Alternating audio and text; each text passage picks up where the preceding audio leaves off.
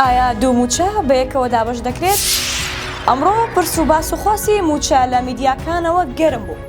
لەلایەک تەیب سامی وەزیری دارایی عێراق ڕایگەیاندووە لە هەفتەی داهاتوو بە ئەگەری زۆر لە ڕۆژی یەکشەمە موچەی مانگی نۆ بە تەواوی و بەبێ هیچ گرفتێک ڕەوانەی هەرێمی کوردستان دەکەیت.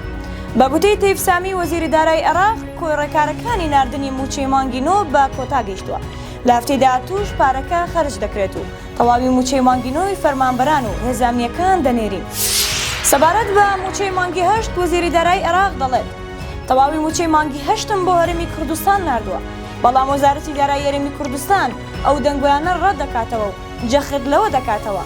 ئەو بڕاپارەی بۆ موچەی مانگی هەشت نێردراوە، کورتهێنانی هەیە.